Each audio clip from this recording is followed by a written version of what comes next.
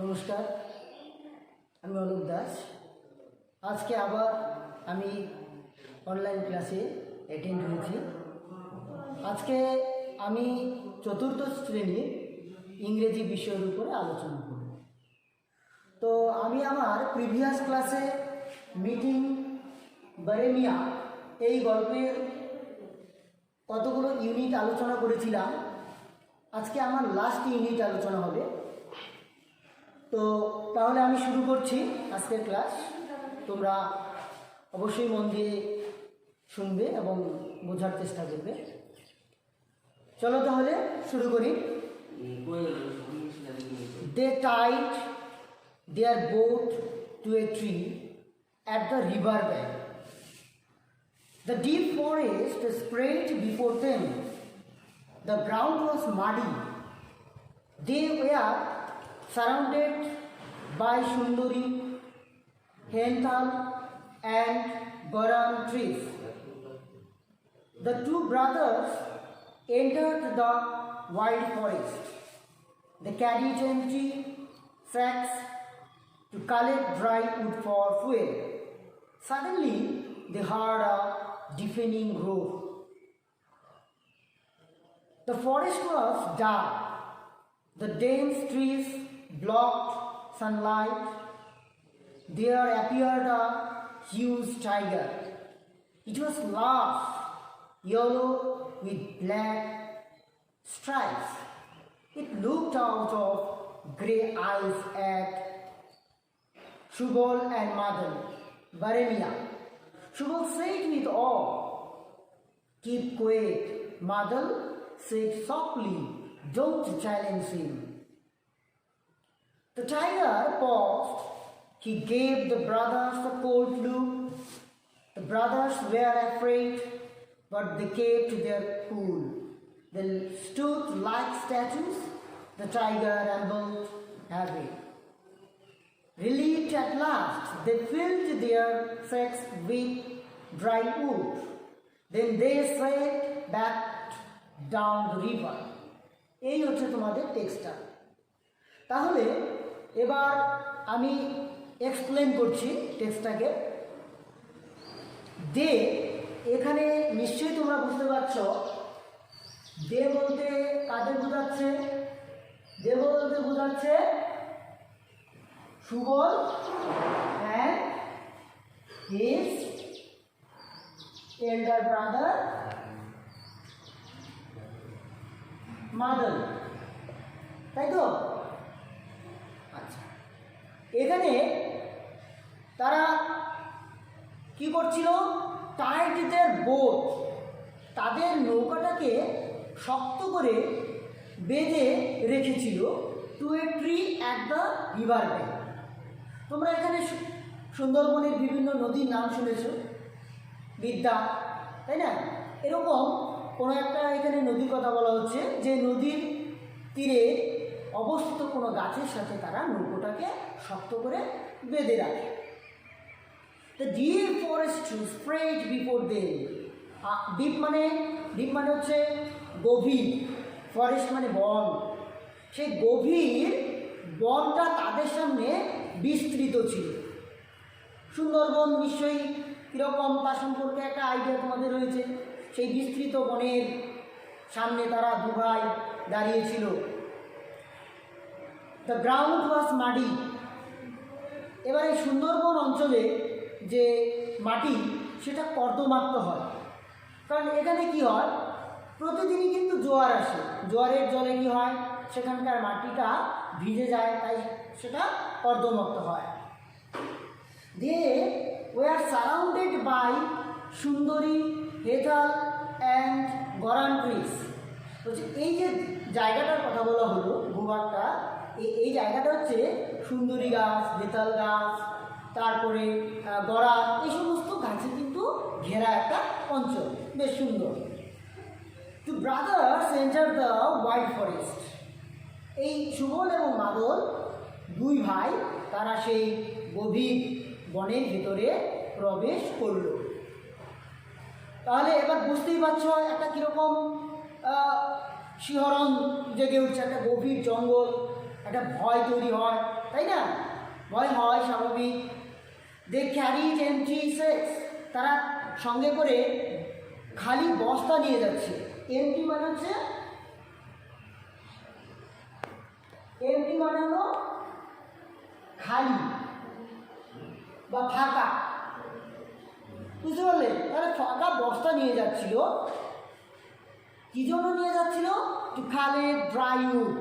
Collect মানে তোমরা জানো সংগ্রহ করা, আর ড্রাই উড, ড্রাই মানে শুকনো, উড মানে কাঠ, মানে শুকনো কাঠ সংগ্রহ করার জন্য তারা এই বস্তাগুলো নিয়ে যাচ্ছিল। Suddenly they heard a deafening road. এই বনের ভেতর দিয়ে যখন তারা এই বস্তা নিয়ে যাচ্ছিল, তখন হঠাৎ করে তারা একটা উচ্চ স্বরে গর্জন শুনতে পেল। রোর মানে গর্জন, আর ডিফেনিং মানে হচ্ছে উচ্চ স্বরে, খুব জোরে। দ্য ফরেস্ট ওয়াজ ডার্ক, বন ছিল অন্ধকার।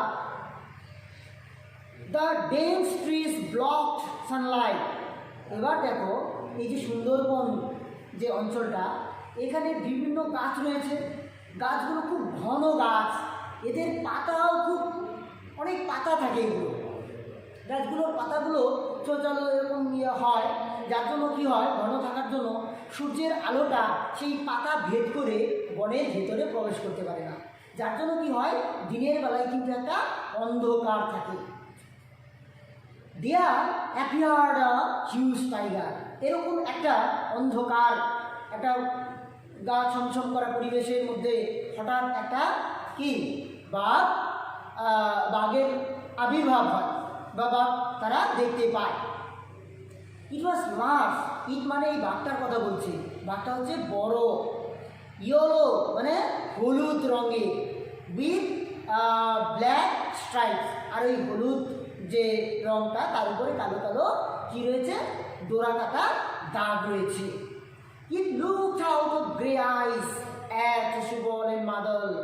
আর সুবল মাদল দু ভাইয়ের দিকে ধূসর চোখে তাকিয়ে ছিল বাঘটি। ব্যারেমিয়া, সুবল সেইট উইথ অ মানে কি, এই যে অশব্দটা দেখো, অশব্দটার মানে হলো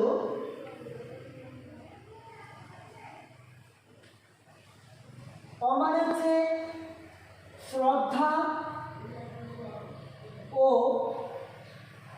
ভয়।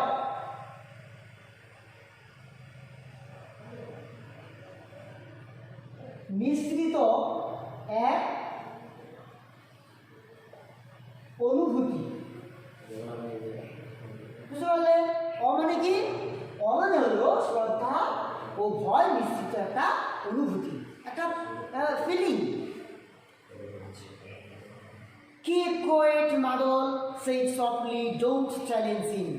মাদল বলছে সুবলকে চুপ করে থাকতে, এবং আরও বলছে যে সে যেন চ্যালেঞ্জ না করে, কারণ বাঘ ফ্যারোসিয়াস অ্যানিমেল, চ্যালেঞ্জ করলে কিন্তু খুব অবস্থা খারাপ হয়ে যেতে পারে।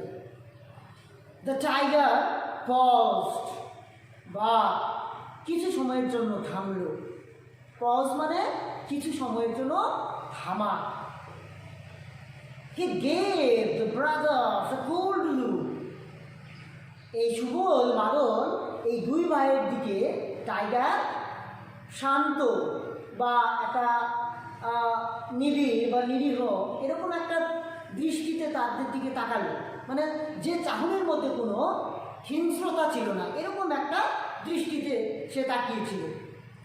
দ্য ব্রাদার্স ওয়ার অ্যাফ্রেড, দু ভাই ভীষণ ভয় পেয়ে গিয়েছিল। বা দ্য কেভ দেয়ার কুল, কিন্তু তারা শান্ত ছিল। দে স্টুড লাইক স্ট্যাচুস, তারা স্ট্যাচুর মতো ছিল। স্ট্যাচু মানে কি? স্ট্যাচু মানে হচ্ছে তোমার হলো পাথরের মূর্তি। পাথরের মূর্তি নিশ্চয়ই জানো, এরা নড়তেও পারে না, চলতেও পারে না, ঠিক ওই রকমভাবে তারা দুভাই ছিল। দ্য টাইগার অ্যাম্বলড হ্যাভে, বাঘ ধীরে ধীরে তাদেরকে পাশ কাটিয়ে চলে গেল। রিলিফ অ্যাট লাস্ট, অবশেষে তারা ভয় থেকে মুক্ত হলো। এই রিলিফ কথাটার মানে হলো ভয় থেকে মুক্ত হওয়া। They filled their sacks with dry wood, তারা শুকনো কাঠ দিয়ে বস্তাগুলো ভর্তি করলো। ফিল্ড মানে ভর্তি করা বা পূর্ণ করা, আবার লোড করা আমরা বলতে পারি। Then they sail back down the river, এরপর তারা আবার কী করলো, নৌকো করে ফিরতে শুরু করলো। তাহলে এই হচ্ছে টেক্সটটা। তাহলে আমরা এখানে কি পেলাম, আমরা এখানে কিন্তু একটা পরিবেশের এখানে বর্ণনা পেলাম, যে বনটা হচ্ছে বিভিন্ন গাছে ঢাকা, হ্যাঁ, এতটা মানে ঘন গাছ রয়েছে যে এখানে দিনের বেলা সূর্যের আলো প্রবেশ করতে পারে না, তাই এখানে অন্ধকার থাকে। এরকম একটা অন্ধকারাচ্ছন্ন পরিবেশে মাদল এবং সুবল দু ভাই বাঘের গর্জন শুনতে পেল, হ্যাঁ, তারা ভয়ও পেল, আবার বাঘ দেখার পর একটা শ্রদ্ধাও কিন্তু তাদের মধ্যে তৈরি হলো, বুঝতে পারলে? তো এই বাঘকে দেখার পরে তারা কিন্তু চ্যালেঞ্জ নিল না, তারা বরং চুপচাপ থাকলো, কারণ জানে যে এর বিরুদ্ধে যদি তারা কিছু একটা করে তাহলে কিন্তু তাদের রক্ষা নেই। তো এইভাবে থাকলো, হ্যাঁ, স্ট্যাচুর মতো রয়ে গেল। কিছুক্ষণ পরে দেখা গেল বাঘ তাদেরকে পাশ কাটিয়ে চলে গেল, তারা ভয় থেকে মুক্ত হলো এবং তারা কাঠ নিয়ে আবার বাড়ি ফিরে এলো। এই হচ্ছে তোমাদের টেক্সট। এবার আমি তোমাদের এই টেক্সট থেকে কিছু কোশ্চেন দেব, তোমরা অবশ্যই এগুলো খাতায় লিখে নেবে। চলো তাহলে লিখে দিচ্ছি।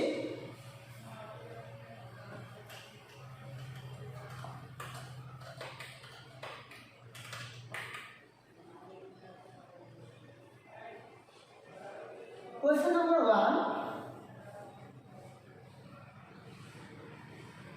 What did they tie and where? তারা কি শক্ত করে বেঁধেছিল এবং কোথায় বেঁধেছিল? Question number 2. By which trees, কোন গাছগুলো where the forest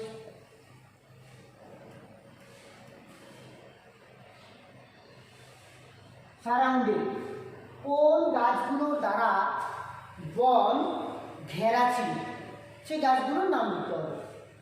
question number 3. How was the forest?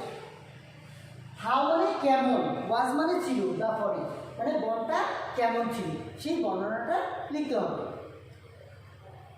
Question number 4.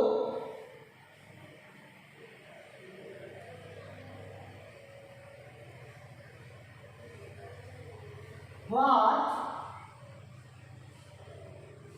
did they see in the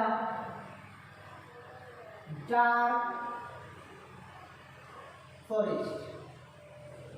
তারা অন্ধকার বনে কি দেখতে পেয়েছিল?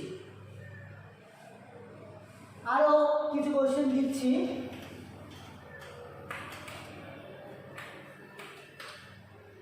Next, question number 5.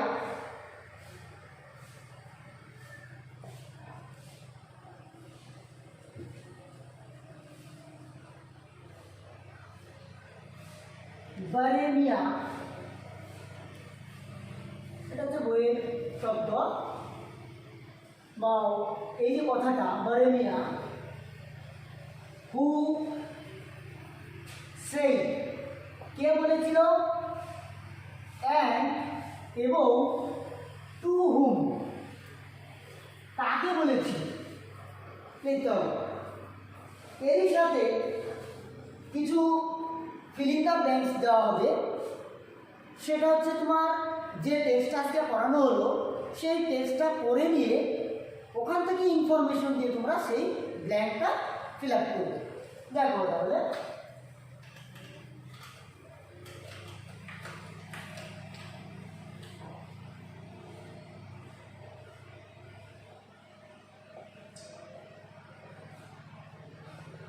fill in the blank, শূন্যস্থান বা ফাঁকা জায়গা পূরণ করো with the information from the text. Text থেকে তথ্য নিয়ে পূরণ করতে হবে। A number, the deep forest, এর পরের অংশটা এখানে তোমাদের লিখতে হবে। B number, the brothers were afraid, দুই ভাই ভীত ছিল, তারপরের অংশটা তোমাদের লিখতে হবে।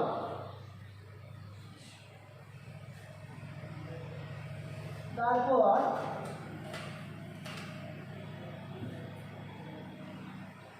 সি নাম্বার, দেন দে said, এর পরের অংশটা কিভাবে লিখবে? তারপর দেখো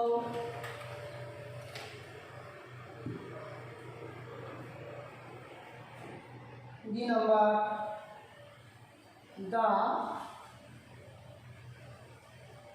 the dense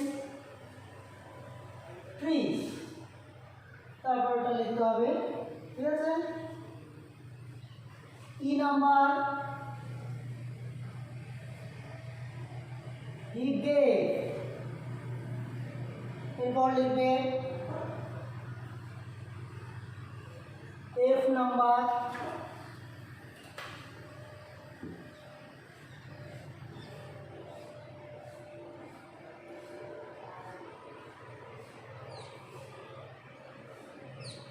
they were